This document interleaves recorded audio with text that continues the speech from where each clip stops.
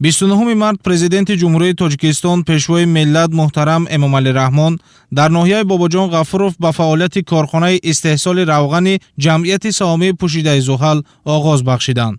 иншоот дар доираи татбиқи ҳадафи чоруми миллии саноатикунонии бо суръати мамлакат бунёд гардида, иқтидори лоиҳавии он дар як шабонарӯз 40 тонна равғани растанӣ мебошад. Дар корхона 40 сокини маҳаллӣ бо кор ва маоши хуб таъмин гардид. раҳмат ба пешвои миллат муҳтарам Эмомалӣ Раҳмон ки соҳибкорони ватаниро дастгирӣ мекунанд ва мо замҳои хонишин дар чунин корхонаҳои саноатӣ фаъолият мебарем ва сатҳи зиндагии худро беҳтар месозем. хати истеҳсолӣ аз дегҳои бухорӣ, сехи равғантозакунӣ, омода намудани қуттиҳои пластикӣ ва банду баст иборат буда, маҳсулот дар зарфҳои аз 1 то 5 литра вориди бозори истеъмолӣ мешавад. корхона бо мақсади таъмини талаботи сокинон бо маҳсулоти ватанӣ ва дорои сифати баланд таъсис ёфта.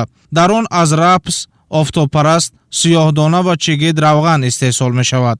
ба таъкиди мутахассисони соҳа ба кор оғоз намудани корхона метавонад ҳамчунин ба коҳиши воридоти хӯроки парранда аз хориҷи кишвар мусоидат намояд. зеро кунҷораи истеҳсолшуда ки дар таркибаш беш аз 6% равған дорад, ба фабрикаҳои паррандапарварӣ бо нархи нисбатан арзон пешниҳод карда мешавад. технологияи рафинатсияи истеҳсоли равғани растанӣ аз якчанд равандҳо иборат аст: гидрататсия, нейтрализатсия, рангбарорӣ, дезодоратсия, зимистоnkунӣ. ин равандҳо равғанро тоза, бедой, там ва муҳлити нигоҳдории онро зиёд месозад. равғани рафинатсияшуда барои паз ва хӯрдани ҳамарӯза мувофиқ аст. дар корхонаи мо тамоми марҳилаҳои рафинатсия таҳти назорати сахт қарор доранд то истеъмолкунанда маҳсулоти босифат ва бехатарро истифода барад. пешвои миллат муҳтарам Эмомалӣ Раҳмон ба масъулин барои афзун намудани ҳаҷми маҳсулот, таъсиси ҷойҳои нави корӣ ва таъмини бозори дохилӣ бо равғани растанӣ тавсияҳои муфид доданд. бо таъсиси чунин корхонаҳо имконияти қонеъ намудани талаботи аҳолӣ бо ин навъи маҳсулот бештар шуда, соҳибкорон метавонанд бо истифода аз имтиёзҳои ҳукумати кишвар истеҳсолоти ватаниро тақвият бахшанд. дар ҳамин ҷо сарвари давлат бо маҳсулоти корхона шинос шуданд. иттилоъ дода шуд ки равғани ин корхона дорои сифати баланд буда аз лиҳози экологӣ тоза ва безарар мебошад. ман ҳамчун сокини ноҳияи Бобоҷон Ғафуров бо ҳайси мутахассис дар корхонаи истеҳсоли равғани растании Зуҳал фаъолият мекунам.